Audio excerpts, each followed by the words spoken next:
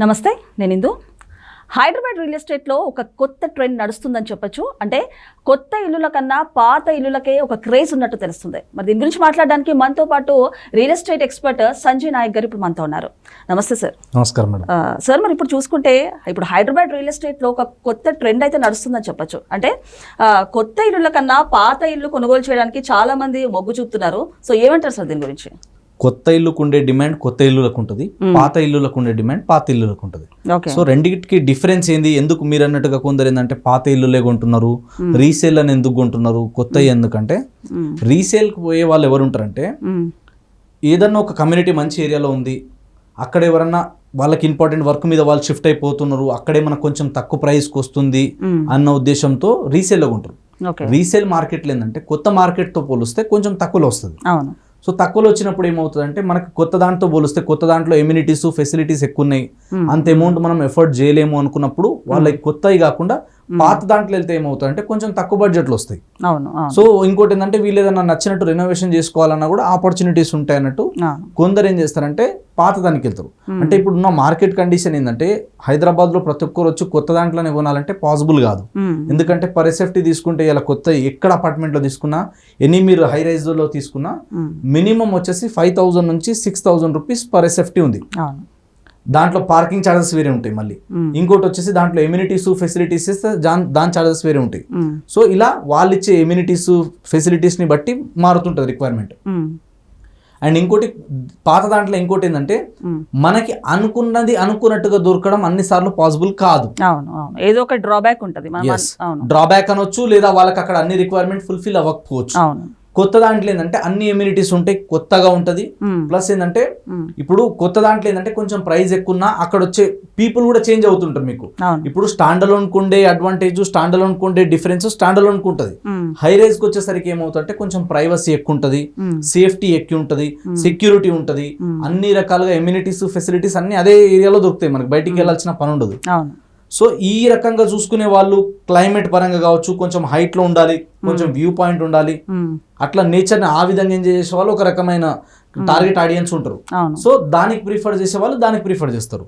ఇంకా కొందరు ఏంటంటే లేదండి ఇప్పుడు హైదరాబాద్ లో ఇల్లు కొనాలని ఒక డ్రీమ్ ఉంది, కానీ ఇల్లు కొత్తది నేను కొనలేను అన్నప్పుడు ఇట్లా ఛాన్స్ ప్రాపర్టీస్ వచ్చినప్పుడు కానీ తక్కువ రేట్లో ఉన్నాయి కానీ అట్లాంటి వాటికి మొగ్గు చూపుతా ఉంటారు అనమాట. సో ఇక్కడ ఏంటంటే వాళ్ళ పర్సెప్షన్ ని బట్టి, వాళ్ళకున్న రిక్వైర్మెంట్ ని బట్టి, వాళ్ళ బడ్జెట్ ని బట్టి, ప్రైజ్ ని బట్టి కూడా చేంజెస్ వస్తాయి.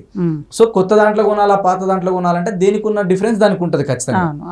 తక్కువలో కావాలి, కొంచెం ఆల్రెడీ ఒక 5-10 ఏళ్ళ పాత కొద్ది ఏంటంటే బిల్డింగ్ లోకి వెళ్ళేటప్పుడు అది ఇండివిజువల్ హౌస్ కావచ్చు, విల్లా కావచ్చు, ఏదైనా కావచ్చు, పాతగా కొద్ది ఏంటంటే దాని ప్రైస్ ల్యాండ్ ని బేస్ చేసుకొని పెరుగుతుంది.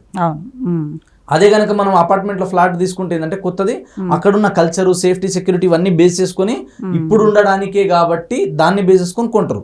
కానీ రీసేల్కి వెళ్ళేటప్పుడు దాని స్ట్రెంత్ తగ్గిపోవడం కానీ అట్లా కొన్ని ఉంటాయి అనమాట పారామీటర్స్, దాన్ని బట్టి ఖచ్చితంగా రేట్ అనేది కొంచెం తక్కువ వస్తుంది. సో అంటే మీరు అన్నట్టు ప్రైసెస్ వ్యారీ డిఫరెన్స్ ఉంది కాబట్టి చాలా మంది పాత ఇళ్లలోనే ప్రిఫర్ చేస్తున్నారని చెప్పొచ్చు అంటారా? అట్లా కూడా ఉంటాయి. కొన్నిసార్లు ఏమవుతాయంటే కొన్నిసార్లు మనకి మంచి ఛాన్స్ ప్రాపర్టీస్ దొరుకుతాయి. పాత దాంట్లో కూడా కొన్ని ఫెసిలిటీస్ మంచిగా ఉంటాయి, అక్కడ కూడా ఎమ్యూనిటీస్ ఉంటాయి, అండ్ దాంట్లో కూడా ఏదైనా మనకి ఇంకొంచెం ఛాన్సులు వస్తుంది అన్నప్పుడు వాళ్ళు ప్రైస్ ని కంపేర్ చేసుకుంటారు, వాళ్ళ రిక్వైర్మెంట్ ఫుల్ఫిల్ అవుతుందా లేదా, లేదంటే మేము ఇప్పుడు ఇన్ని ఇమ్యూనిటీస్ వాడమండి, దాంట్లో వెళ్ళి అంత డబ్బులు ఎందుకు పెట్టాలి, ఆ డబ్బు ఏదో దీంట్లో పెట్టి తక్కువలో తీసుకుందాము, మిగిలింది ఇంకెక్కడైనా ఇన్వెస్ట్మెంట్ చేద్దాం. సో ఇట్లా రకాలు ఉంటది అనమాట. సో ఇన్వెస్ట్మెంట్ చేసే వాళ్ళ సైకాలజీ వేరే ఉంటది. లేదు ట్రేడింగ్ చేస్తారు కొందరు, కొంటారు అమ్మేస్తారు, అట్లా చేసే వాళ్ళు కొందరు ఉంటారు. కొందరు ఏంటంటే కొనుక్కొని అక్కడే ఉంటారు. సో అట్లా వాళ్ళ ఉన్న రిక్వైర్మెంట్ ని బట్టి మారుతూ ఉంటది అనమాట. కాబట్టి ఇది బెస్ట్, ఇది రాంగ్ అని ఏముండదు. కొత్త దాంట్లో ఉన్న అడ్వాంటేజెస్ ఫీచర్స్ కొత్త దాంట్లో ఉంటుంది. ఎంతైనా కొత్తది దానికి లైఫ్ స్పాన్ ఎక్కువ ఉంటది కాబట్టి, ఇంకా అప్రూవల్స్ పరంగా దాంట్లో వెంటిలేషన్ అన్ని డిఫరెన్స్ ఉంటుంది. ఇక పాతది ఏంటంటే ఆల్రెడీ పాత పడ్డది, చుట్టూ ఆ స్ట్రెంత్ కానీ దాంట్లో వచ్చే క్వాలిటీ కానీ కొన్ని చేంజెస్ వస్తాయి. కానీ మీరు అన్నట్టు పాత ఇల్లు కొనుగోలు చేస్తే గనక రెనోవేషన్ చేసుకోవడానికి, రీకన్స్ట్రక్ట్ చేసుకోవడానికి మనకి ఛాన్సెస్ కూడా చాలా ఉంటాయని చెప్పొచ్చు. నార్మల్ గా అంటే అపార్ట్మెంట్ ఆఫ్ ఫ్లాట్స్ అయితే ఇంటీరియర్ మనం చేంజ్ చేసుకోవచ్చు, అది కొత్తదైనా పాతదైనా. కొన్నిటికి కొన్ని అంటే కమ్యూనిటీస్ ని బట్టి, వాళ్ళు ఇచ్చే ఎమ్యూనిటీస్ ని బట్టి వాళ్ళకున్న రూల్స్ అండ్ రెగ్యులేషన్ మారుతూ ఉంటాయి అనమాట. అందరిది ఒకేలా ఉండదు. అదే మనం ఇండివిజువల్ గా ఇండిపెండెంట్ హౌస్ కి వెళ్ళాం అనుకోండి, అప్పుడు మన చాయిస్ అది.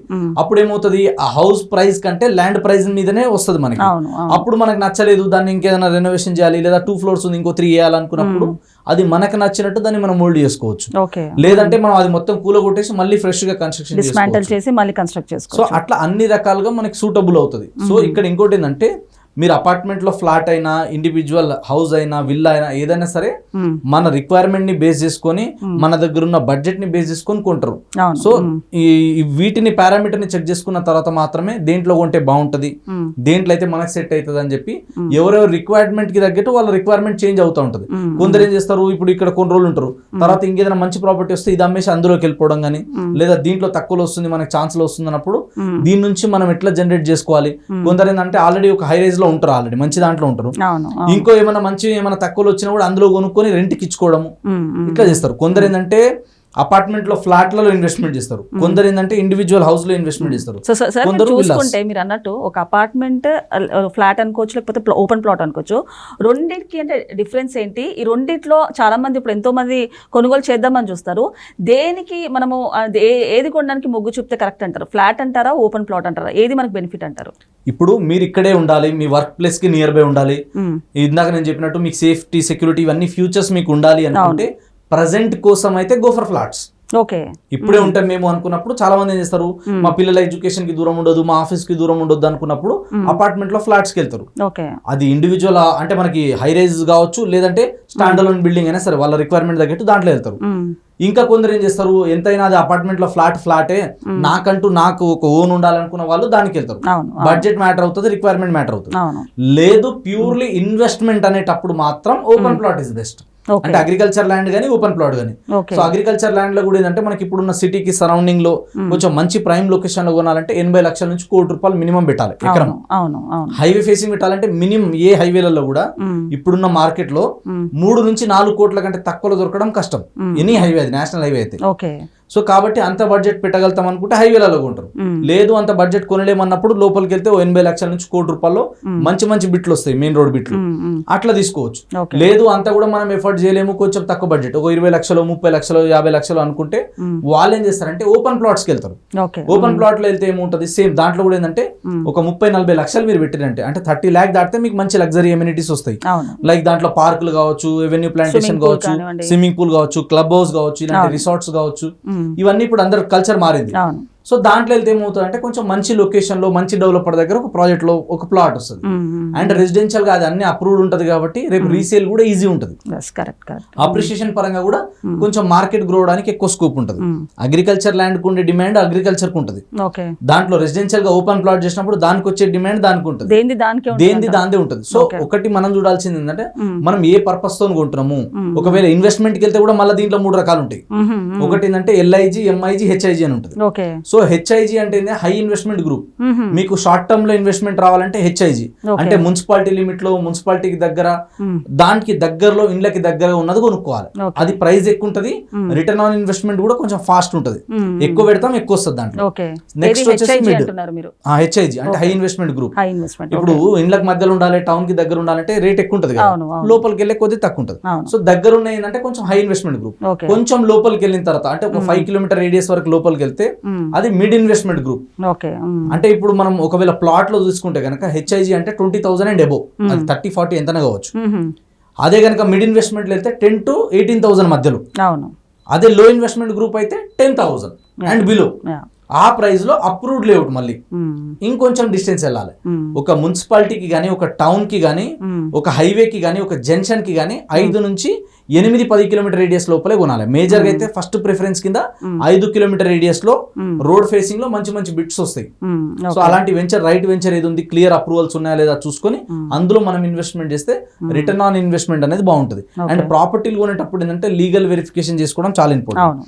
లీగల్ వెరిఫికేషన్ చేసుకొని అక్కడ ప్రైస్ ఉందా లేదా, అంత పెట్టొచ్చా లేదా, అండ్ అక్కడ ఎంత వరకు పెరగొచ్చు, అది ఏ పారామీటర్ ని బేస్ చేసుకొని పెరుగుతుంది, ఇవన్నీ మనం ఒకసారి బ్యాక్ ఎండ్ లో వర్క్ చేసుకున్న తర్వాతనే, తెలుసుకున్న తర్వాత తర్వాత మాత్రమే ఇన్వెస్ట్మెంట్ చేయాలి. Okay. తెలియకపోతే దయచేసి ఒక కన్సల్టెంట్ రియల్ ఎస్టేట్ ఎక్స్పర్ట్ ని కలవాలి. మాలాంటి వాళ్ళని కలిస్తే మేము చెప్తాం.